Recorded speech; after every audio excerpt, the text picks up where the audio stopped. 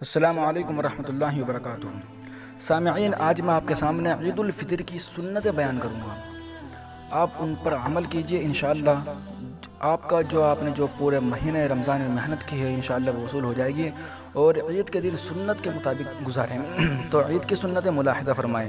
اس سے پہلے آپ سے ایک چھوٹی سی درخواست ہے کہ ہمارے یوٹیوب چینل محاسن اسلام کو ضرور سبسکرائب کیجئے، بیل آئیکن پر کلک کیجئے۔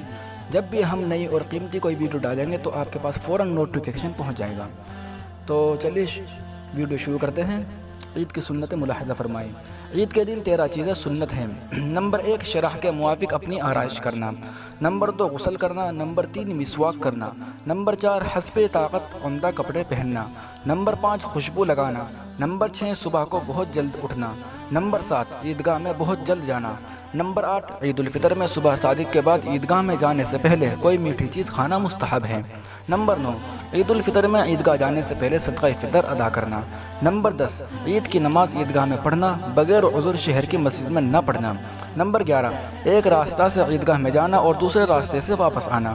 نمبر 12، عیدگاہ جاتے ہوئے راستے میں اللہ اکبر لا الہ الا اللہ واللہ اکبر وللہ الحمد عید الفطر میں آہستہ آہستہ کہتے ہوئے جانا۔ نمبر 13، سواری کے بغیر پیدل عیدگاہ میں جانا۔ نور الازاں میں لکھا ہوا ہے۔ فائدہ نمبر 1، مستحب یہ ہے کہ وہ میٹھی چیز چھوارے ہوں اور ان کا عدد طاق ہو۔ فائدہ نمبر 2، عام طور پر عید الفطر کی صبح کو بھی سحری کے وقت صبح صادق کے بعد کھائے۔ براقول فلاں۔ اگر آپ کو ہماری ویڈیو اچھی لگے تو اس کو ضرور شیئر کیجیے گا، اپنے باقی احباب دوستوں کے ساتھ ضرور شیئر کیجیے گا اور ان کو بھی عمل کرنے کی تلقین کیجیے گا۔ جزاک اللہ خیر۔